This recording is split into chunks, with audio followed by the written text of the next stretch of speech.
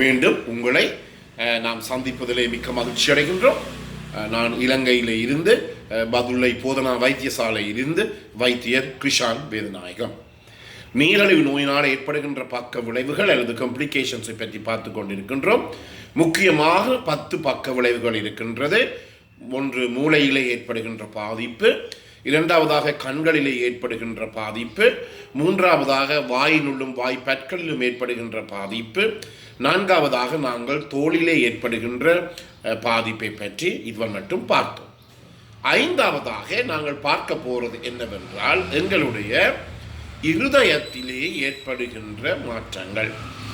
எனவே இந்த டயபெட்டிக் அல்லது நீரிழிவு நோயாளிகள் மிக முக்கியமாக கவனிக்க வேண்டியது என்னவென்றால், இவர்களுக்கு ஏதாவது இருதயம் சம்பந்தமான நோய்கள் ஏற்படுமாக இருந்தால் அவற்றுக்குரிய அறிகுறிகள் ஏற்படாது அல்லது மிக மிக அரிதாகவே ஏற்படும். இது முக்கியமாக கவனித்துக் கொள்ள வேண்டியது. உதாரணமாக, ஒரு சாதாரண ஒருவருக்கு மாரடைப்பு அல்லது ஹார்ட் அட்டாக் அல்லது இருதயத்தில் இருக்கின்ற இந்த முடியுறு நாடிகள் நாளங்களிலே ஏதாவது தடை அல்லது பிளாக் ஏற்படுமாக இருந்தால் அவருக்கு ஒரு இருதயத்தில் ஏற்படுகின்ற நோயானது அவருக்கு நெஞ்சு வலியை ஏற்படுத்தும்.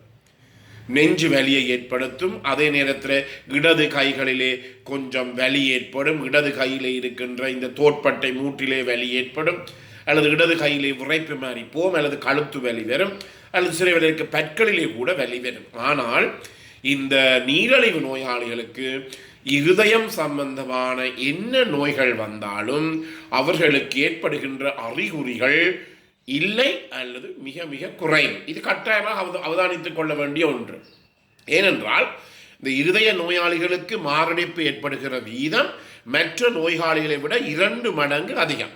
சாதாரணமாக ஒருவருக்கு 100க்கு 10% மாரடைப்பு நோய் ஏற்படுமாக இருந்தால், இந்த ஹார்ட் அட்டாக் ஏற்படுமாக இருந்தால், ஒரு டயபெட்டிக் பேஷண்ட் அல்லது ஒரு நீரிழிவு நோயாளிக்கு அது 2 மடங்காக 100க்கு 20% அதிகரிக்கும். என்றபடியினாலே இவர்களுக்கு நோய் ஏற்படுகின்ற இருதயம் சம்பந்தமான நோய் ஏற்படுவதற்கு சாத்தியக்கூறுகள் மிக மிக அதிகமாக இருக்கின்றது.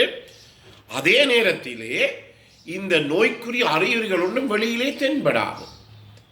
என்று நான் சாதாரணமாக எங்களை பார்க்க வருகின்ற நோயாளிகள் மூச்செடுக்க முடியாத தன்மை அல்லது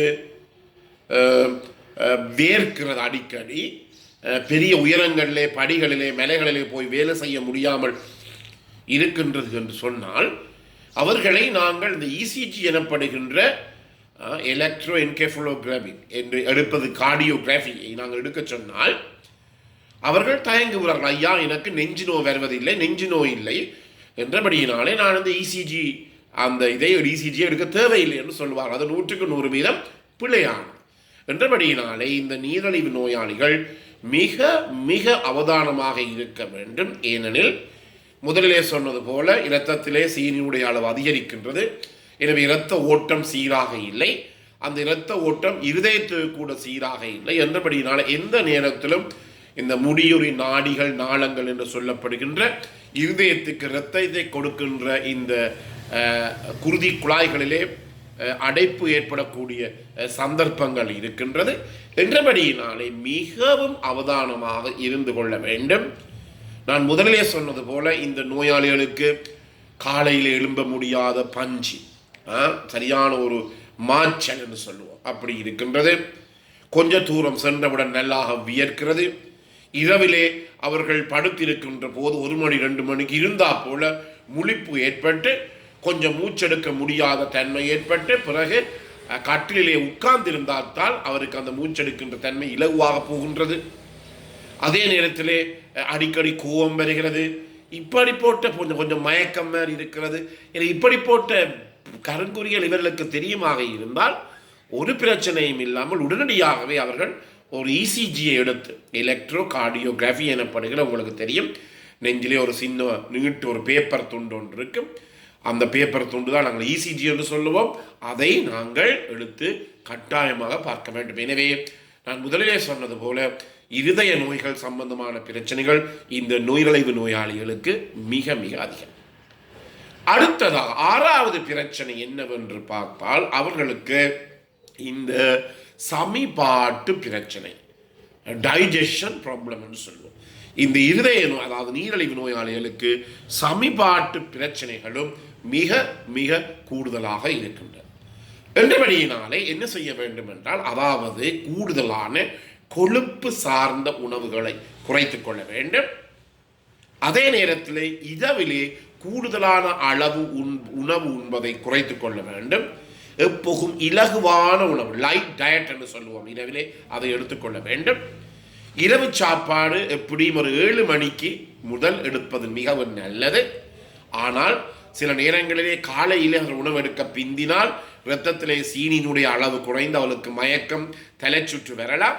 என்றபடியினாலே 7 மணி என்று தான் சொல்லுவோம், அல்ல 7 மணி 8 மணி என்றாலும் பரவாயில்லை, எடுத்துக்கொள்வது நல்லது.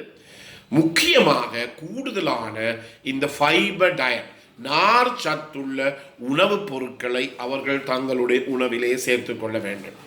நார் சத்துள்ள உணவுப் பொருட்கள், பழங்களும் என்று சொன்னால் சில நேரங்களில் கூடுதலான அளவு பழங்களை சாப்பிட போனால் எங்களுக்கு இந்த இரத்தத்திலே சீனுடைய அளவு கூட போகும். சாதாரணமாக நாங்கள் சொல்லுவோம், ஒரு அரை பப்பாசி பழம் அல்லது 2 வாழைப்பழம், அது பெரிய வாழைப்பழம் இல்லை, சாதாரணமாக கதலி என்று சொல்லப்படுகின்ற அந்த புளி வாழைப்பழம் 2 அல்லது அரை பாசி பப்பாசி பழம், இவற்றை எடுத்து நாங்கள் பாவிக்கலாம். முக்கியமாக கவனிக்க வேண்டியது என்னவென்றால், நார் சத்துள்ள உணவுகளை இந்த தங்களுடைய உணவிலே சேர்த்து கொள்வாராக இருந்தால் தொடர்ச்சியாக அவர்களுக்கு இந்த அஜீரணம், அதாவது சமிபாடு அடைகின்ற பிரச்சனை என்பது மிக மிக குறைவாகவே இருக்கும் என்பதை நீங்கள் கவனித்துக் கொள்ளுங்கள். அதே நேரத்திலே இந்த கடைகளில் விற்கப்படுகின்ற அதிவேக உணவுகள், ஃபாஸ்ட் ஃபுட் என்று சொல்லுவோம், இவையெல்லாம் அவர்களுக்கு கூடாது. ஏன்னா அவர்களுக்கு தெரியும், முதலிலே அவர்களுக்கு தெரியும், இந்த நோய் கண்டுபிடிக்கப்பட்ட உடனேயே நாங்கள் சொல்லுவோம், இந்த கடைகளில் விற்கப்படுகின்ற அந்த விரைவு உணவுகளை, ஃபாஸ்ட் ஃபுட்டை சாப்பிடக்கூடாது ஏற்கனவே நாங்கள் சொல்லியிருப்போம். என்றாலும் கூட மீண்டும் அவற்றை நாங்கள் ஞாபகப்படுத்துகிறோம். இந்த சொசேஜஸ் மாதிரியான பொருட்கள், இந்த அதி விரைவு நூடுல்ஸ் மாதிரியான பொருட்கள், அதே நேரத்தில் பேக்கரி உணவு வகைகள், பான், பிஸ்கட், கேக், அதே நேரத்தில் இந்த மாஜரின் வகைகளான உணவுகள், அடுத்து அவர்கள் ஏற்கனவே ஜாம் அதுகளை சாப்பிட மாட்டால், இவற்றையெல்லாம் இயலுமான மட்டும் இவர்கள் குறைத்துக் கொள்ள வேண்டும். எண்ணெயிலே கூடுதலாக பொருட்களை பொரித்து சாப்பிடுவதை குறைத்துக் கொள்ள வேண்டும். ஏனெனில் எண்ணெய் சாப்பாடுகள் சேர்க்கப்படுகின்ற போது அவர்களுக்கு இந்த அஜீரண கோளாறு ஏற்படக்கூடிய தன்மை இருக்கின்றது. எனவே இயலுமான மட்டும் இந்த இலகு உணவுகளை எடுத்துக்கொள்ள வேண்டும். முக்கியமாக இரவிலே இலகு உணவுகளை லைட் டயட் என்று சொல்லுவோம், இலகு உணவுகளை அவர்கள் எடுத்துக்கொள்வது மிகவும் முக்கியம். எனவே இந்த நிகழ்ச்சி உங்களுக்கு பிரயோசனமானதாக இருந்தால் இந்த நிகழ்ச்சியை கேட்காதவர்களுக்கு அறிமுகப்படுத்துங்கள். அதே நேரத்தில் இந்த நிகழ்ச்சியை நீங்கள் ஷேர் பண்ணலாம், லைக் பண்ணலாம். இந்த நிகழ்ச்சியினுடைய மேற்பகுதியில் இருக்கின்ற இந்த மணி சின்னத்தை அமர்த்தி அதை நீங்கள் சப்ஸ்கிரைபும் பண்ணலாம். மீண்டும் உங்களை சந்திக்கும் வரை நன்றி, வணக்கம்.